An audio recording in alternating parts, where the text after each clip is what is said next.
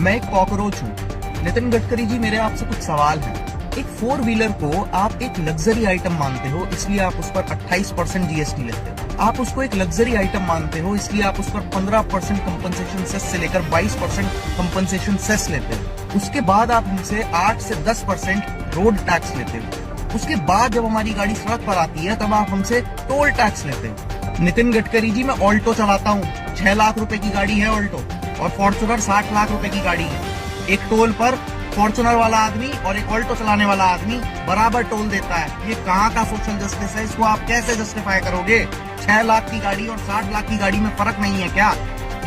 चलो ये तो समझ में आ गया, एक बार के लिए मान लेते हैं ये सब जस्टिफाइड है। लेकिन जो येलो नंबर प्लेट की कार है, जो टैक्सी ड्राइवर्स चलाते हैं, आप उस पर भी 28% जीएसटी चार्ज करते हो।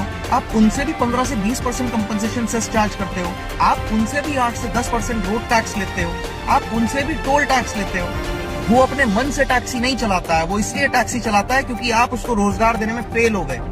आपको उसको सब्सिडी देनी चाहिए थी, लेकिन आप उसको GST, compensation cess, road tax, toll tax के नाम पर लूट रहे हैं। इसके बाद आते हैं पेट्रोल की प्राइस पे।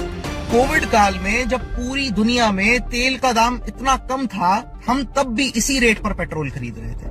आपने 100% पेट्रोल में 20% एथेनॉल मिला दिया, उससे हमें क्या फायदा हुआ? हम अब भी उसी रेट में पेट्रोल खरीद रहे हैं। और अब जब ग्लोबली पेट्रोल के दाम बढ़े तो आपने 3 रुपए पेट्रोल पर बढ़ा दिए।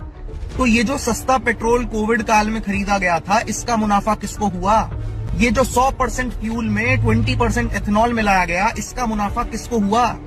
जो व्हीकल E20 कंप्लाइंट नहीं थे और वो फिर भी आपका E20 फ्यूल डलवा रहे हैं, उनकी जो माइलेज खराब हुई उसका हिसाब कौन करेगा? इसके बाद आते हैं तीसरे सवाल पर। जब आपको पता है पेट्रोल एक ऐसी एसेंशियल नीड है भारतवासियों की, तो आपको क्या जरूरत है उस पर सेंट्रल एक्साइज लेने की? आपको क्या जरूरत है उस पर स्टेट वैट लेने की?